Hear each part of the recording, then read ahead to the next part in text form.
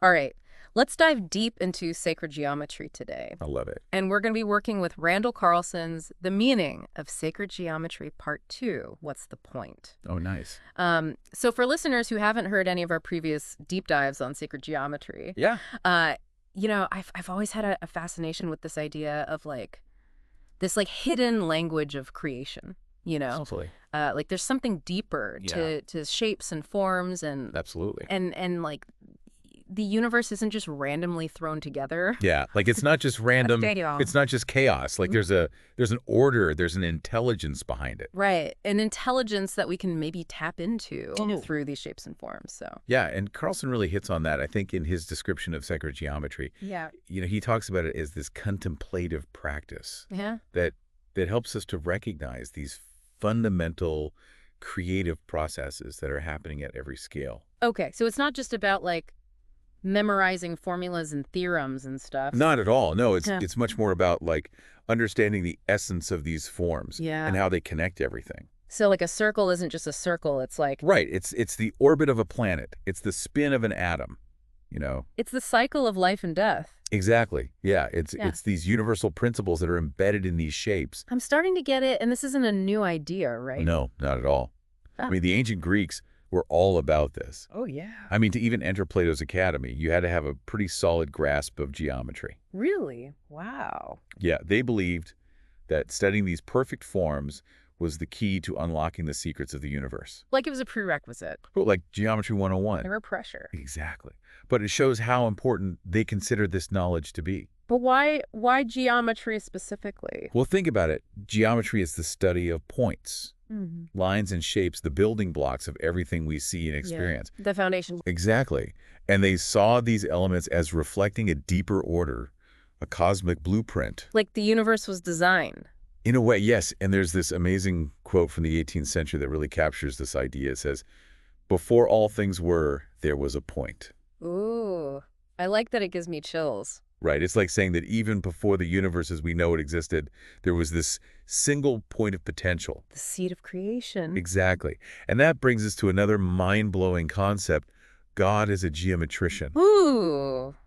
Okay, I think I know where you're going with this. You've probably seen William Blake's famous painting, The Ancient of Days, right? Yeah, God with the compass. Exactly. He's depicted using a compass to shape the universe. It's powerful imagery. It really is. It captures this idea of a divine being bringing order from chaos using these precise tools of geometry. And this idea shows up in other places too, right? Absolutely. I mean, in Proverbs 8, wisdom often associated with God says, "I was there when he set his compass upon the face of the deep." Oh, wow. So it's like the universe itself was drawn into existence. Using divine geometry, yeah. And you even find illustrations of God using a compass in medieval Bibles. That's amazing. It really highlights how this concept resonates across different cultures and time periods. Is there something universal about it? Totally. It speaks to this deep human intuition that there's an underlying order to the universe, a cosmic blueprint. I like that. A cosmic blueprint. Okay, so we've got this idea of God as a geometrician, Yep. this point of creation, this idea of a cosmic blueprint. Yeah. Where do we go from here? Well, to really understand how this creation process unfolds, we need to dive into the world of Kabbalah. Oh, okay. I've heard of Kabbalah, but I'm not sure I totally understand it. It's an ancient Jewish mystical tradition that offers a fascinating model of creation. Okay. It all starts with the Ein Sof Kauf, the limitless light. It sounds intense. It's the ultimate source of everything, but it's beyond comprehension, beyond definition. Like, try to wrap your head around that. Exactly. It's like trying to look directly at the sun. But for anything to exist, for any form to take shape, this limitless light needs to contract to create space. To make room. Exactly. And that's where Zimzum comes in. Zimzum. It's the contraction of the absolute. Ooh. Like a balloon slowly deflating and concentrating all its air into a tiny point. So all that infinite potential gets concentrated into a single point. Precisely. And this point, this distillation of God's essence, holds within it the blueprint for everything that will eventually become the universe. Okay, so we're talking about serious concentration of energy here. Oh, yeah. But it's not a direct line from this point to our physical reality. Oh, there's a cat. There are 3 veils, 3 levels of negative existence that separate the absolute from our universe. Negative existence. That sounds kind of scary. It's not as ominous as it sounds. Think of it like the potential energy before something manifests. Okay. It's the silence before the music begins, the empty canvas before the artist's brushstroke. So it's like the raw potentiality waiting to be shaped and molded. Precisely. And it's in this space of negative existence, this pause before the music, that the point of creation emerges. It's like that moment before you put pen to paper, before you draw that first point, that will eventually become a complex geometric pattern. You got it. It's the pregnant pause, Yeah, the potential waiting to be unleashed. exactly. And just as that first point on the paper contains the potential for an infinite variety of shapes and patterns, so too does the point of creation in Kabbalah contain the potential for all the worlds. So we've got this point of infinite potential emerging from the void, the seed of creation containing the blueprint for everything. It's a lot to wrap your head around. This is already blowing my mind. Where do we go from here? This is where things get really exciting. This point, this concentrated essence of the divine isn't just passively sitting there. Right. It's the starting point for a dynamic unfolding, a cosmic dance of creation. Okay. I'm intrigued. Think of it like a seed. A tiny seed holds the potential for an entire tree.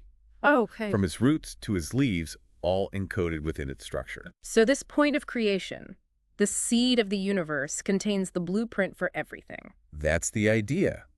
But it's not just a static blueprint. Kabbalah describes a dynamic process of emanation. Okay. This initial point gives rise to increasingly complex forms and structures. So it's not just like boom universe, it's a process. Exactly. It's an unfolding. An uncold. Kind of like those geometric drawings where you start with a simple circle and end up with incredibly intricate patterns inside. Oh yeah, I can picture that. Each step builds on the previous one, unfolding in a beautiful and harmonious way.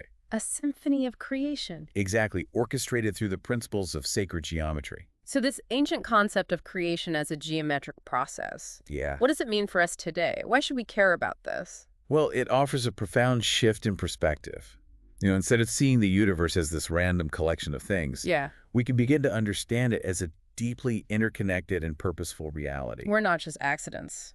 Precisely. Yeah. We're part of this grand geometric unfolding, this cosmic dance of creation. Wow, and if we can grasp these principles, Yeah. this sacred geometry, We can gain a deeper understanding of our place in the cosmos and our relationship to the creative force itself. I like that our relationship to the creative force itself. It's powerful stuff. That makes me wonder if this is true. What does it say about our potential as human beings? Remember how we talked about the initial point in Kabbalah containing all the worlds? Yeah. Well, that includes the world within each of us. Are you saying that each of us carries that same infinite potential? Exactly.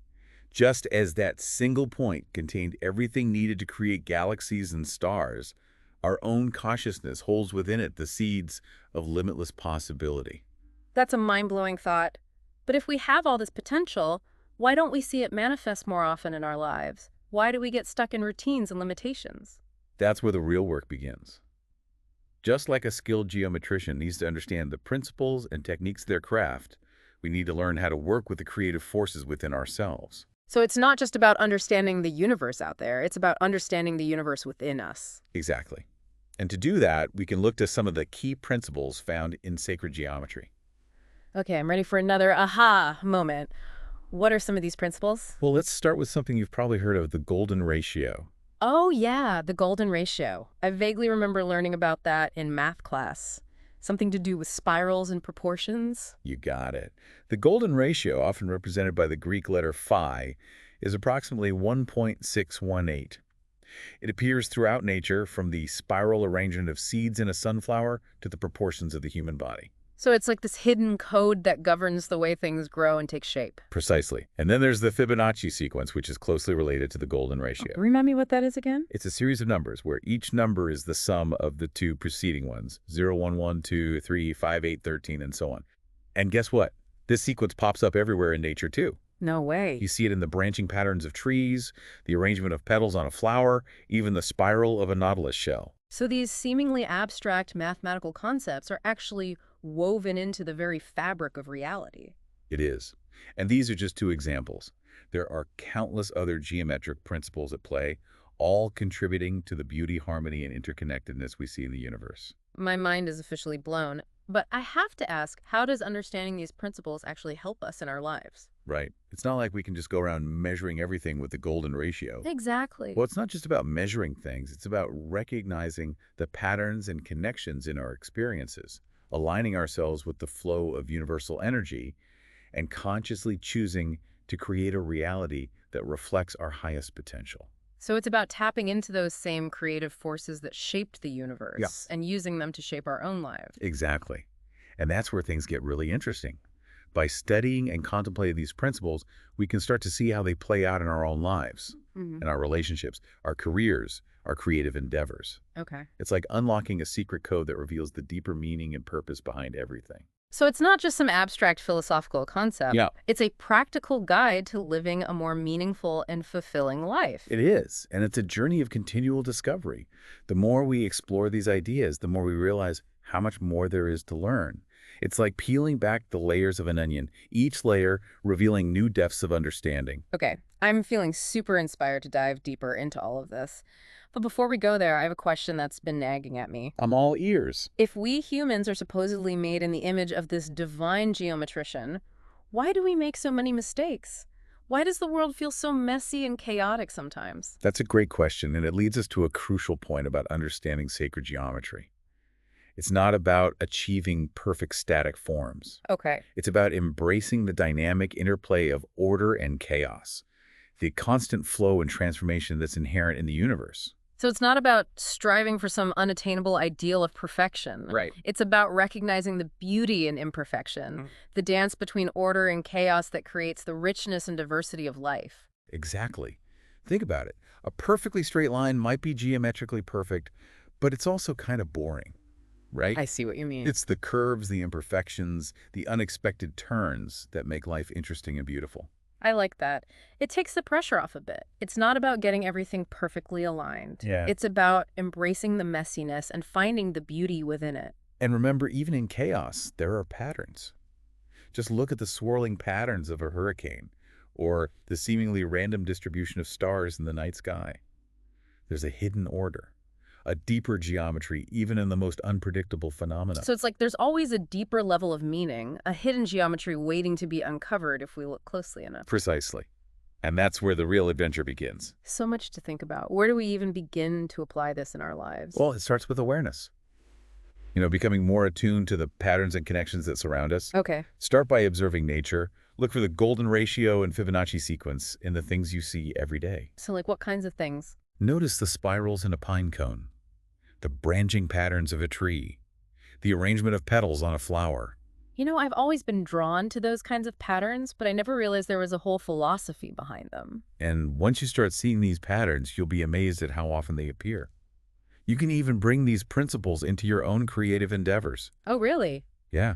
Whether you're painting, writing, composing music, or designing a garden, try incorporating the golden ratio or Fibonacci sequence into your work. Now that's interesting. I've never thought about that before. And don't underestimate the power of contemplation. Oh, yeah. Take some time to meditate on the concepts we've discussed today.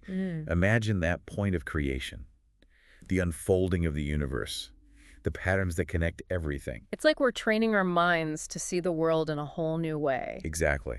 It's about cultivating a sense of wonder and awe, recognizing the beauty and mystery that permeates all of creation. This has been an incredible deep dive. I agree. It's like we've taken a journey from the very beginning of the universe to the depths of our own being. And who knows what other mysteries we might uncover along the way. Exactly. To our listeners, we encourage you to keep exploring, keep questioning, and keep that sense of wonder alive. There's a whole universe of beauty and wisdom waiting to be discovered both within you and in the world around you. Until next time, keep diving deep.